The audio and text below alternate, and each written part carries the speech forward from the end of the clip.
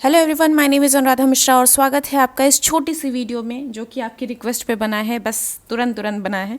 Okay so बहुत सारे messages आ रहे थे। कुछ नए बच्चे हैं जो पहली बार कल CDSE एनडीए का एग्ज़ाम देने जा रहे हैं, तो उनके लिए ये वीडियो है क्योंकि वो थोड़े से कंफ्यूज हैं क्या क्या लेके जाना है, क्या लेके नहीं जाना है उस बारे में। तो मैंने कहा चलो आओ जल्दी से बता देते हैं। वैसे ये सारे क्वेश्चंस टीचर से नहीं पूछने होते भाई, थोड़ा सा ना ये जो इंस्ट्रक्शन लिखा होता है उसको पढ़ लेते हैं एक बार, आपके सारे डाउट्स यहीं क्लियर हो जाएंगे। लेकिन ठीक है, आपने जहमत नहीं उठाई पढ़ने की तो कोई बात नहीं, हम यहाँ पे आपको तुरंत बता देते हैं। ये है आपका पूरा एडमिट कार्ड जो कि कुछ इस तरह से 3 पन्नों का होता है, जिसमें पहले में आपकी डिटेल्स होती हैं, फिर उसके बाद हिंदी में इंस्ट्रक्शन होते हैं और फिर इंग्लिश में इंस्ट्रक्शंस होते हैं। ओके, इसकी शुरुआत देखेंगे तो स्टार्टिंग में आपका नाम होता है, आपका रोल नंबर लिखा होता है, उसके बाद आपने जो भी आधार नंबर डाला हुआ है वो सब लिखा होता है, आपके पेरेंट्स का नाम लिखा होता है, आपकी जो प्रेफरेंस है वो लिखी होती है। ठीक है, आपका सेंटर किस शहर में गया है वो लिखा होता है, और फिर नीचे वेन्यू यानी कि वो जो एग्ज़ाम सेंटर जिस स्कूल में आपका सेंटर पड़ा है उसका नाम लिखा होता है। इधर बगल में आपकी फ़ोटो भी लगी होती है। सारा कुछ मैंने छुपा दिया क्योंकि भाई एक बच्चे का पूरा सब कुछ मैं यहाँ दिखा थोड़ी सकती हूँ। ठीक है, ये सारी चीज़ें आपको देखने को मिलेंगी आपके एडमिट कार्ड में। अब इसके आगे आपका ये टाइमिंग लिखा होता है कि कब कितने बजे से कितने बजे तक आपका कौन सा पेपर होने वाला है। जैसे ये OTA के लिए है, ठीक है, तो इंग्लिश हो रहा है 9 से 11 बजे। ठीक, उसके बाद GK का पेपर होगा 12:30 से 2:30 बजे। उसके बाद अगर मान लीजिए आपका मैथ्स भी है, IMA आपने डाला हुआ है या फिर डाला हुआ है, तो यहाँ पे अगला तीसरा पेपर जो होगा आपका वो होगा 4 बजे से 6 बजे तक। ठीक है, तो यहाँ पे तीसरा भी होगा। अब मेन बातें आपको क्या ध्यान रखनी है हम उसकी बात करते हैं। ठीक, पहली बात, क्या लेके जाओगे? Admit card. भैया एग्जाम देने जा रहे हो, एडमिट कार्ड तो लेके जाओगे। तो इस एडमिट कार्ड का ये पहला पन्ना, सिर्फ इंस्ट्रक्शन दिखाना नहीं है उसको, ठीक है, सिर्फ ये पहला पन्ना आप प्रिंट आउट निकाल लीजिएगा। 3 पन्ने निकालने की ज़रूरत नहीं है, पहला पन्ना आपने प्रिंट आउट निकालना है, चाहे ब्लैक एंड वाइट चाहे कलरफुल। ठीक है, कलर वाला लेके जाओगे तो थोड़ा सा हाँ वाइब अच्छी आएगी। ओके, आपको ये निकाल लेना है। उसके बाद क्या करना है, मेन बात ध्यान रखिएगा, लिखा हुआ है कि जो भी एग्ज़ाम हो रहा है किसी भी सब्जेक्ट का, तो एग्ज़ाम स्टार्ट होने से 30 मिनट पहले परीक्षा स्थल पर प्रवेश बंद कर दिया जाएगा। यानी कि अगर 9 बजे पेपर है तो 8:30 बजे गेट बंद हो जाएगा। सो मेक श्योर कि 8:30 से पहले पहले आप एंट्री ले लें वहाँ। ओके, तो टाइम पे निकल जाना भाई, ये नहीं कि आखिरी मोमेंट तक हम इंतज़ार करेंगे, पेपर छूट जाएगा तो फिर रोते रह जाओगे।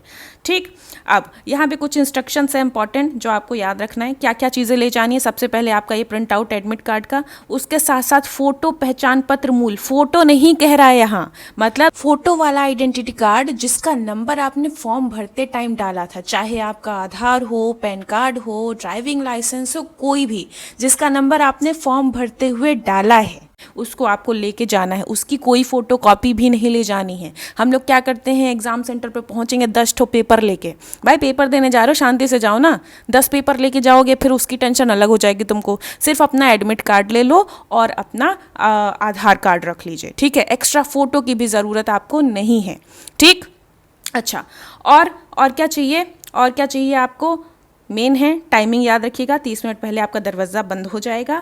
फिर और क्या बात ध्यान रखनी है कि भैया जी माइनस मार्किंग होगी। अगर पहली बार एग्ज़ाम दे रहे हैं, आपको अगर कन्फ्यूजन है यार माइनस मार्किंग है कि नहीं है, माइनस मार्किंग है। यानी कि एक गलत आंसर आप करते हैं अगर, तो आपके नंबर कटेंगे। तो तुक्के मारने मत लग जाना, उठा के पढ़ा लिखा है नहीं, सारा तुक्का मारे जा रहे हैं। ठीक है, पेन कौन सी लेके जाओगे? सिर्फ ब्लैक बॉल पॉइंट पेन लेकर जाना है, जेल पेन लेके मत चले जाना।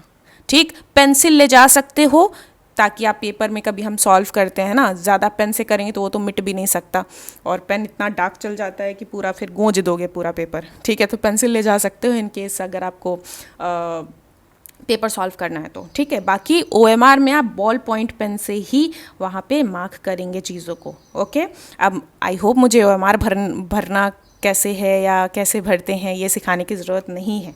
ठीक है, और अब अगली बात ध्यान रखिए, जिन लोगों की अपने एडमिट कार्ड पे फ़ोटो क्लियर नहीं है, एडमिट कार्ड पे अगर आपकी फ़ोटो क्लियर नहीं है तो फिर आपको क्या ले जाना है, एक फ़ोटो लेकर जानी है। एक फ़ोटो नहीं, मतलब जितने पेपर होंगे, मान लीजिए OTA के हैं, 2 पेपर देने वाले हैं तो आपको 2 फ़ोटो ले जानी है। IMA वाले हैं 3 पेपर देंगे तो 3 फ़ोटो लेके जानी है। हर एक सेशन में एक एक फ़ोटो आपको वहाँ पे दिखानी पड़ेगी। अगर आपका एडमिट कार्ड में फ़ोटो क्लियर नहीं है तो, क्लियर है तो कोई दिक्कत नहीं है, फ़ोटो ले जाने की कोई ज़रूरत वहाँ पर नहीं है आपको। ठीक है, पीने के लिए पानी ले जाना, वरना पीने जाओगे पानी दूर, उसके बाद फिर तुम्हारा टाइम वेस्ट होगा। ओके और पानी भी आपको पारदर्शी शीशी, ओहो भैया जी को बताओ कि शीशी में पानी नहीं होता है, कुछ और होता है बॉटल, ठीक है। तो एक ट्रांसपेरेंट बॉटल कोई भी लेना जिसमें कुछ ऐसी चीटिंग की संभावना ना हो, ठीक। ऐसी पानी की बॉटल आप लेके जा सकते हैं, बैठ के आराम से पानी पीना और पेपर देना। कुछ पढ़ा नहीं है तो फिर पानी पी के ही वापस आ जाना, ठीक है ओके सो इतनी इंस्ट्रक्शंस हैं जो आपको ध्यान से पढ़नी चाहिए।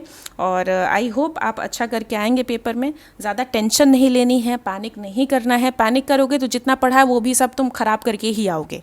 पैनिक करने का यही मतलब है कि जो आपने किया है वो किया कराया आप बेकार करके ही आने वाले हैं। तो पैनिक मत करिए, भले कम पढ़ा है उतने में कॉन्फिडेंट रहिए, ठीक है। और जिसने अच्छे से पढ़ा है तो भाई तुम भी उतने में ही कॉन्फिडेंट रहो। होता नहीं है जितना ज़्यादा पढ़ो तो लगता है कितना कम पढ़ा है, तो जितना ज़्यादा पढ़ा है उतने में कॉन्फिडेंट रहिए कि हाँ भाई बहुत पढ़ा है मैंने, हो जाएगा मेरा, ठीक है। पैनिक करोगे तो फिर कोई मतलब नहीं है। ओके सो ये इंपॉर्टेंट आपकी इंस्ट्रक्शंस थी।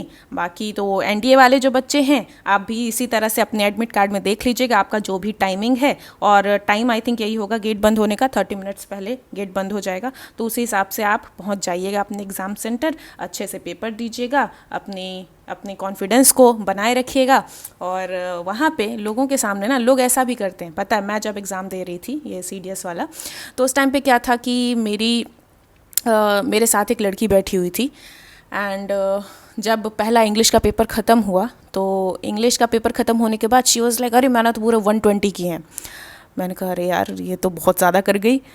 तो तुरंत मेरा क्या हुआ, कॉन्फिडेंस थोड़ा सा लूज़ हो गया, क्योंकि मैंने 120 नहीं, लेकिन हाँ मैंने 118 किए थे, उसने 120 किए थे। तो अब मेरा थोड़ा भी अगर कम है तो मुझे लगेगा ना यार बगल वाला तो क्या तोप चीज़ है। उसके बाद जब हम पेपर डिस्कस करने लगे तब समझ आ रहा है भाई इसने सारे गलत कर रखे हैं, तुक्के मार मार के वो करके आई है, ठीक है।